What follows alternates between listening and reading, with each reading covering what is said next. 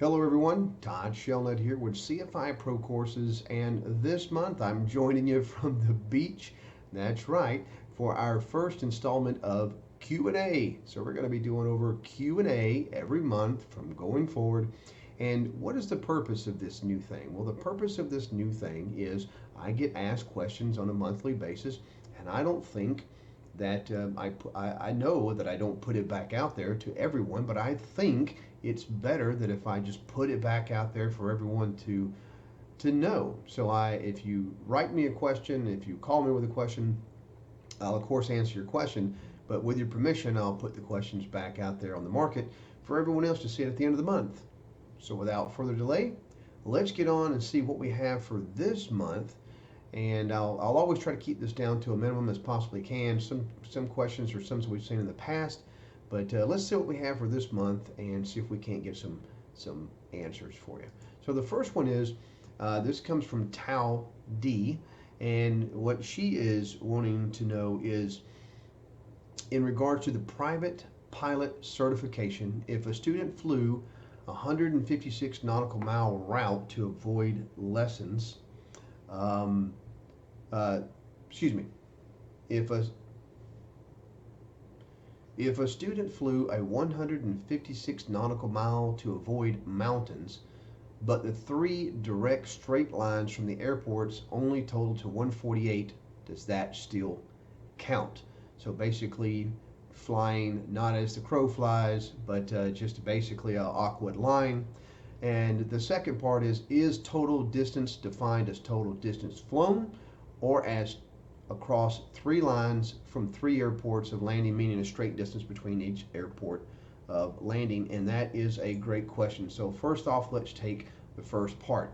And the first part is going to be if the student flew 156 nautical miles, just wigging and wagging, is that okay? It is, but you have to substantiate the route in the remarks, because I won't know what the student flew. So if I'm looking into the route that you put into the logbook, so if I sit down as an examiner and I look at it, or if it's an aviation safety inspector from the FAA looking at it, would the route and the remarks be able to substantiate the claim of that the person flew over 150? So please make sure that the remarks, the way the flight was logged, that everything substantiates, why it was 156 versus 158. So make sure that that is substantiated in the logbook. The second thing, of course, is the total distance defined as that particular point? Yes. Total distance is exactly what you flew. The total distance, even if you're swimming like this upstream, it's the total distance, not a straight line distance. So the straight line distances only apply where it says like a straight line distance of more than 50 nautical miles or whatever it says, but that only applies to the departure point and the arrival point. So please make sure that you understand that, and if you have any other questions regarding that, you can always send it back out to me and I'll do better to try to give you another answer. So let's look at our second question about that. And the second question is, this comes in from Thomas W. And he says, my new student recently soloed under an endorsement from their old CFI who no longer works for the flight school. Do I have to give them a new endorsement to solo, or can they use the endorsement from the last CFI? Well, that is a really good question, and I want to be able to tell you that it's not a simple answer on that, because there is going to be some integrity issues and some other issues involved in that. One of the things that you have to understand is if that student has received all the endorsements to solo within the preceding 90 days and everything's still current, and it doesn't matter where their CFI is. Their CFI can be completely gone, their CFI can be passed away, doesn't matter. If that person has an endorsement to solo in their logbook, they are perfectly 100% legal in the FAA's eyes to solo that an aircraft as endorsed. The biggest thing is, even if you were their new instructor, would the FAA come after you if the student had an accident? And the question is, No and yes. So no would be legally they would not come after you for any particular reason. However, there is this integrity thing where the FAA would say, like a careless and reckless 91.13, 14 CFR 91.13 clause. So if you knew that that person's instructor was no longer with them and they're no longer working with them, and you knew you had reasoning to know, or you knew that the instructor wouldn't be there, would it be a problem? And there has been some documented cases in which the FAA came back and they did some investigations, but no one has ever, no CFI has ever been thrown underneath the bus over something like this. It was basically like a very firm finger shake by the FAA saying, hey, listen, you really need to make sure that if you're aware of some of this stuff, if you are aware, you can still be held responsible. So the bottom line is if you are aware, you can still be held responsible. But they've really never held the feet to the fire on that. But you know what? If you do it and you allow this to happen, you could be that person who they do decide to hold their feet to the fire and make an example out of. So the bottom line is this: if the student no longer if the student instructor that signed them off is no longer at the flight school, or they're not available anymore, they've moved on to other things or something like that, then the best thing to do is just to go out and do a quick flight with them to make sure they're completely competent, and then give them a fresh set of endorsements to solo. Now, on a secondary note, let me just go ahead and tell you this. I have done this in the past, and I strongly recommend it to you, and that is, if you do leave and you do have an open endorsement out there, go in and void it.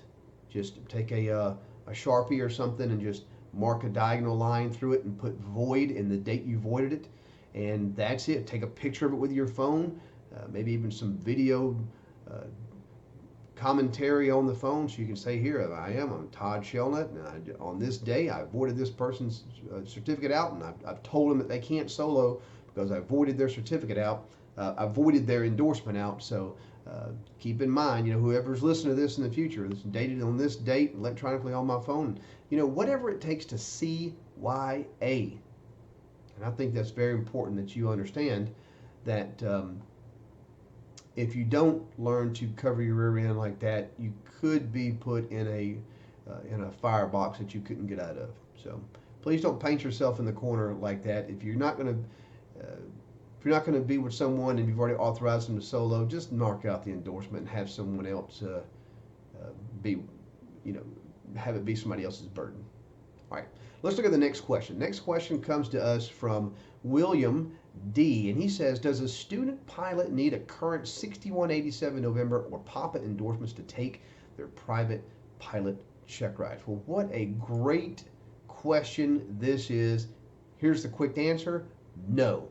The 6139 endorsements authorize that student to act as PIC on that flight. They don't have to have a current solo endorsement to do it.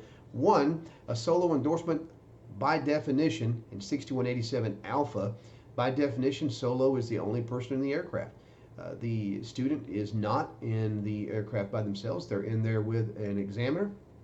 So that is not solo flight, and the 6139 endorsements do authorize that student pilot to exercise all privileges that they would need to act as a pilot, and that goes for basically any check ride as well, even instrument.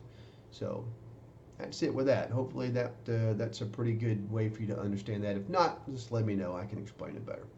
Let's look at the next question that we have here, and this comes from Sarah B. And Sarah says, what type of training can I do as a newly certificated CFI? Let me go ahead and give you the background on this, because this is a pretty good question that actually came through on a check ride for one of her peers. And what happened was, on the check ride, one of her peers that was taking a CFI check ride was asked this question by an examiner, and he basically made it a trick question.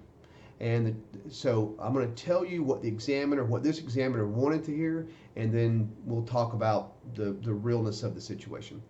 So you're a brand new CFI, you only hold a CFI, that's it, just a CFI, no double I, no MEI or anything else.